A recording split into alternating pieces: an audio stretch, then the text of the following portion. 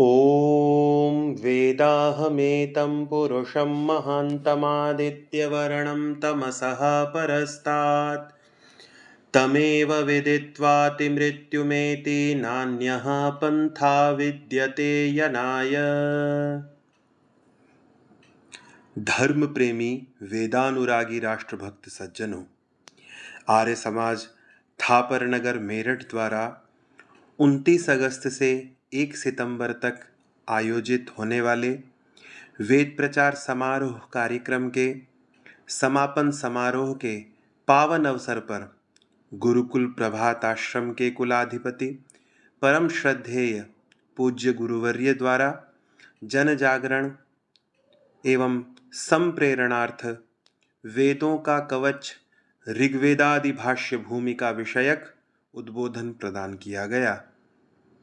परम श्रद्धेय गुरुवर्य ने इस महनीय उद्बोधन में आर्य समाज के संस्थापक युग प्रवर्तक महर्षि स्वामी दयानंद सरस्वती जी द्वारा रचित ऋग्वेदादि भाष्य भूमिका की महत्ता, आवश्यकता एवं उपयोगिता को स्पष्ट किया है।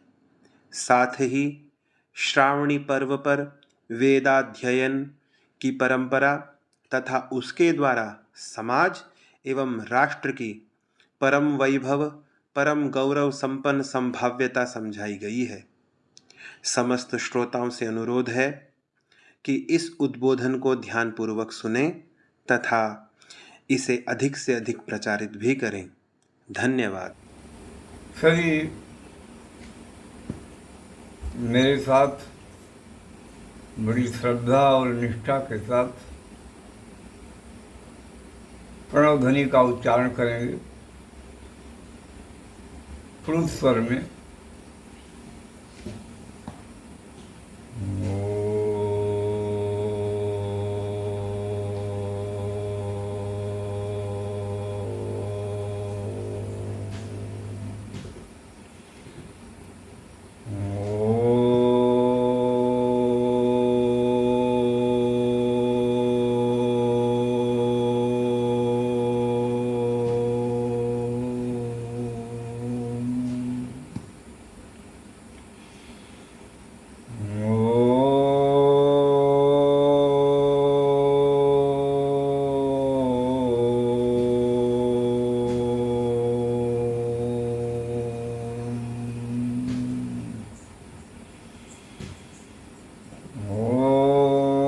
ममाग्निवर्चो व्यवेस्वस्तु वयं तन्नं पुषेम मह्यं नमन्तां प्रदिशश्चतस्रः त्वयाध्यक्षेण पितुनाजयेम त्वयाध्यक्षेण पितुनाजयेम त्वयाध्यक्षेण पितुनाजयेम। ॐ समस्य मन्यवे विशो विश्वानमन्ति कृष्टयः समुद्रा एव सिन्धवः।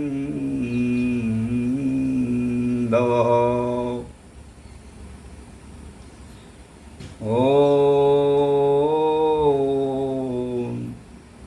शान्तिः शान्तिः शान्तिः।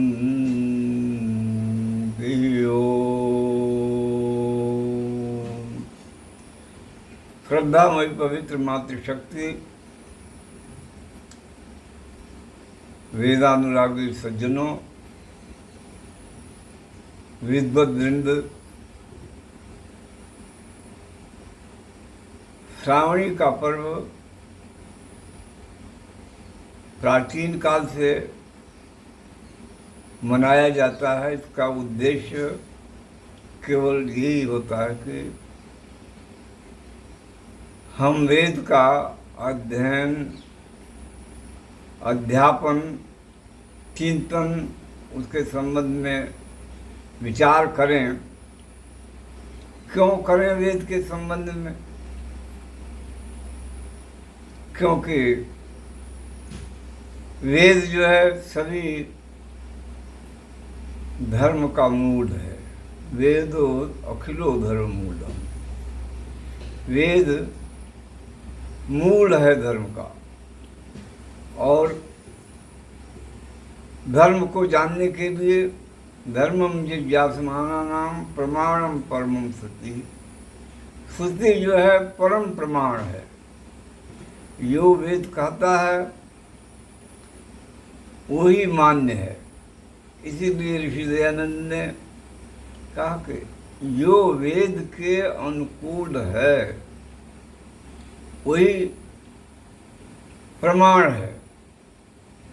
जो वेद विरुद्ध है वो प्रमाण नहीं। चाहे वो किस आचार्य ने कहा, किस विद्वान ने कहा, इसका कोई महत्व नहीं, क्योंकि वो वेद विरुद्ध है। तो वेद की सुरक्षा के लिए अध्ययन अध्यापन में भी, चूँकि संस्कृत भाषा में वेद है तो संस्कृत पढ़ना आवश्यक है। और ये भी परमात्मा की निष्पक्षता है कि किसी अन्य भाषा में न बना करके, देश की किसी अन्य भाषा में न बना करके संस्कृत में बनाया। क्यों? कि संस्कृत सबकी है, प्रारंभिक भाषा यही है। इसलिए संस्कृत में है तो संस्कृत में व्याकरण पढ़ने के लिए, संस्कृत के ज्ञान के लिए ये आवश्यक है। महर्षि पतंजलि ने कहा कि रक्षार्थम वेदानाम अध्ययन व्याकरण। वेदों की रक्षा के लिए व्याकरण का अध्ययन करना चाहिए। क्यों? कि जब आप व्याकरण नहीं जानेंगे तो उसके शुद्ध अशुद्ध का ज्ञान आपको कैसे होगा? तो उस वेद को जानने के लिए ऋषि दयानंद ने एक बहुत ही वेद का, हम उसे वेद का कवच कह सकते हैं। और वेद का कवच कौन है? ऋग्वेदादि भाष्य भूमिका। भूमिका में उन्होंने दर्शाया है। आपने ऋग्वेदादि भूमिका सारी पढ़ी या नहीं पढ़ी है? बहुत सारे तो ऐसे लोग होंगे जिन्होंने नाम मात्र सुना है उसका, किंतु नहीं। ऋग्वेदादि भाष्य भूमिका को आद्योपांत पढ़नी चाहिए, देखनी चाहिए। उसमें 34 प्रकरण हैं। लोग कहते हैं कि किन किन विषयों का वेद में वर्णन है। कोई आधुनिक विज्ञान को ढूंढता है, कोई किसी चीज को ढूंढता है, किंतु उन्होंने कहा नहीं, सर्वा विद्या, सभी विद्याएं वेद में हैं। और उसी को दर्शाने के लिए उन्होंने ऋग्वेदादि भाष्य भूमिका का प्रणयन किया, निर्माण किया, जिसमें 34 प्रकरण विविध विद्याओं से युक्त आधुनिक विज्ञान, ईश्वर की सृष्टि इत्यादि से लेकर के अंत तक सारे विज्ञानों का वर्णन किया गया है। एक घटना पूज्य स्वामी स्वरूपानंद जी से संबंधित है कि वे मुंबई जा रहे थे, रेलगाड़ी में बैठे हुए, संयोगवश उसी डिब्बे में, गाड़ी में नहीं बल्कि उसी डिब्बे में गुरुकुल कांगड़ी के उनसे कनिष्ठ स्नातक सत्यव्रत सिद्धांतालंकार देव बैठे थे। वे जानते थे, वे पूज्य स्वामी जी महाराज जी के पास आकर के बैठे और उन्होंने कहा कि पंडित जी, क्या वेद में विज्ञान है? उनका विज्ञान से अर्थात जो भौतिक विज्ञान जिसको लोग आजकल विज्ञान विज्ञान नाम से वो रूढ़ी हो गया है, क्या इसमें है? तो उन्होंने कहा कि बड़ा अच्छा उत्तर दिया, अरे वेद है तो वेद में क्या नहीं है? हमारे प्रश्न है कि वेद में क्या नहीं है, किंतु जिसको तुम विज्ञान कह रहे हो ये तो बहुत अस्थिर है। आज किसी सिद्धांत का प्रतिपादन किया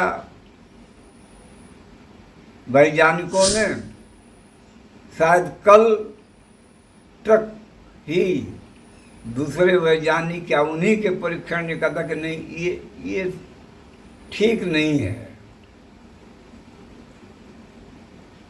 उन्हीं का खंडन हो गया। तो इतना अस्थिर विज्ञान जिसे तुम कहते हो वो बात नहीं है।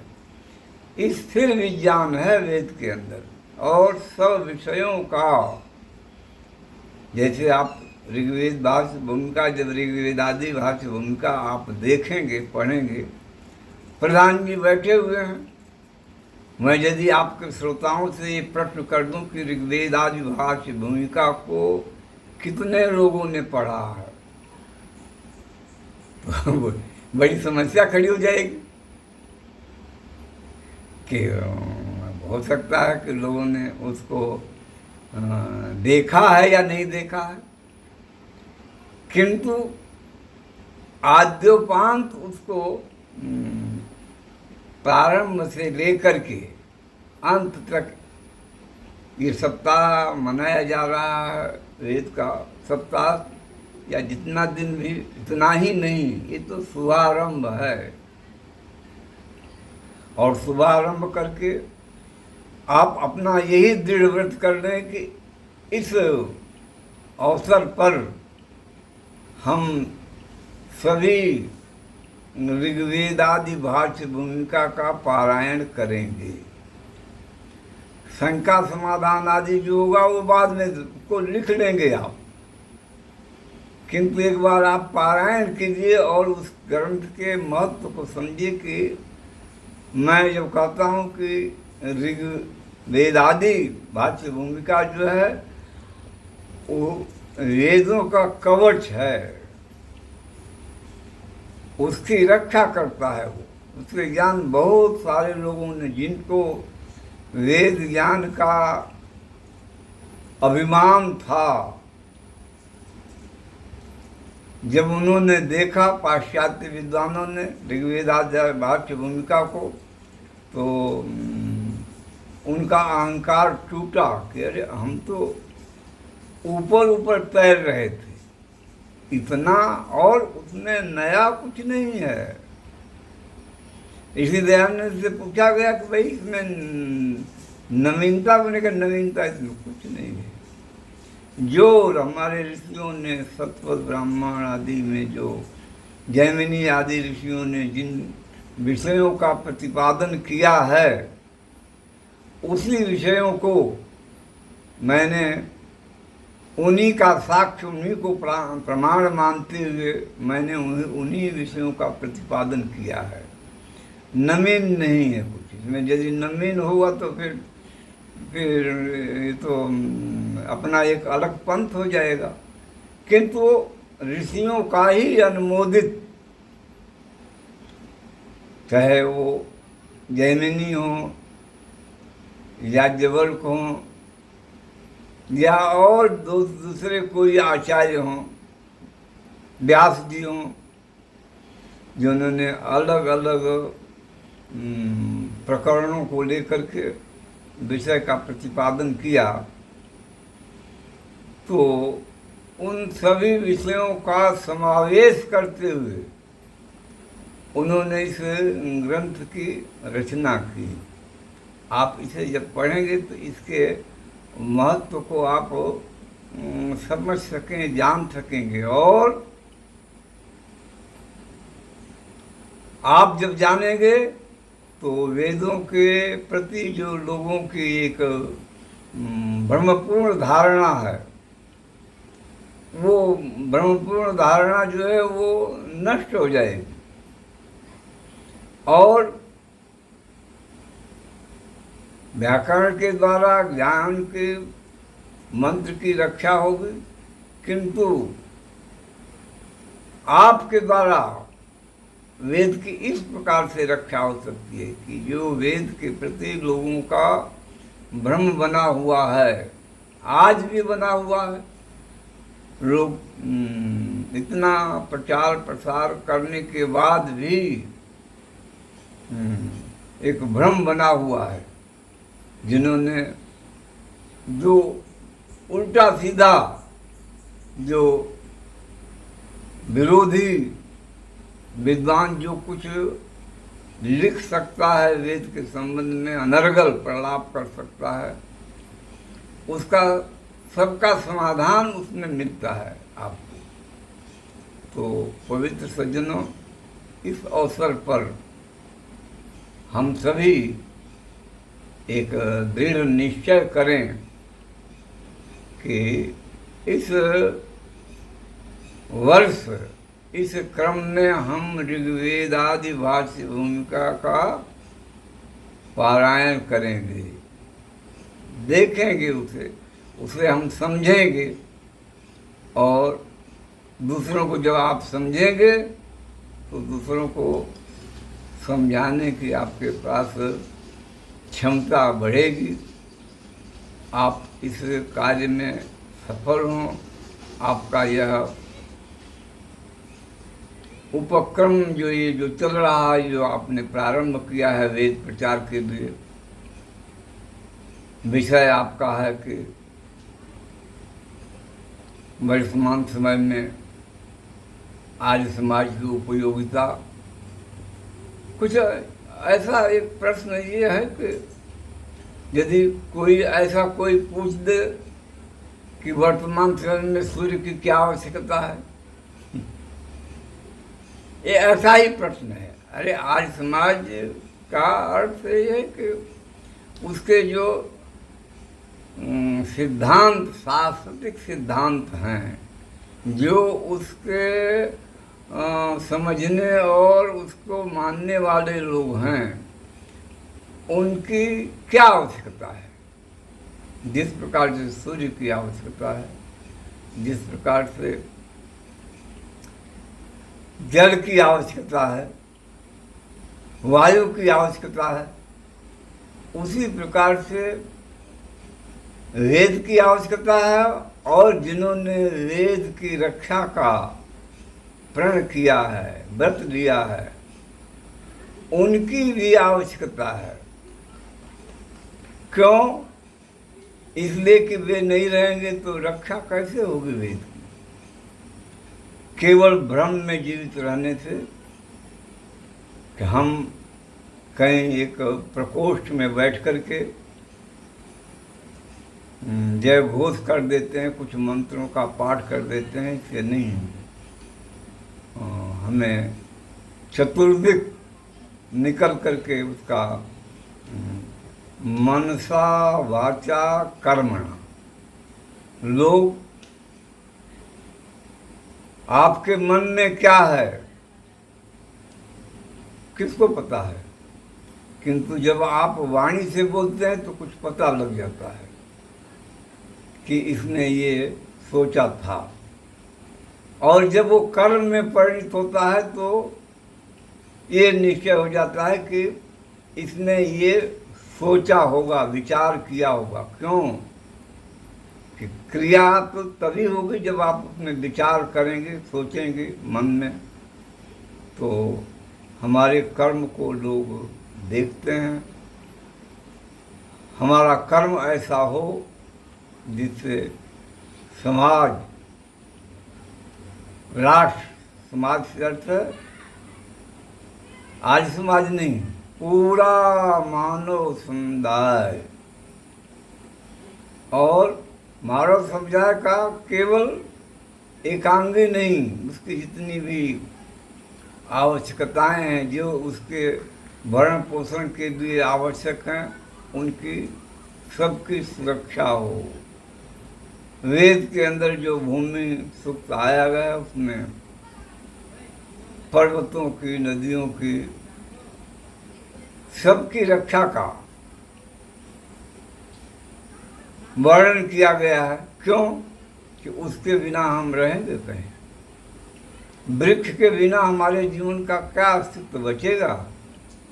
नहीं बच सकता है। जहाँ भी जिस रूप में है उसका किसी न किसी वृक्ष के रूप में या और किसी रूप में उसका विकल्प बना ही रहता है, चाहे वो कहीं का प्रदेश हो। तो परमात्मा हमको, आप सबको ये शक्ति प्रदान करे कि हम पूरे समाज को जीवन प्रदान करें और उसको प्रकाश प्रदान करके वेदश्चक्षु सनातन, वेद जो है सनातन चक्षु है, विद्वान इसी का प्रचार प्रसार करते हैं, हमारे जीवन में वो उतरे। ओम शांति शांति शांति।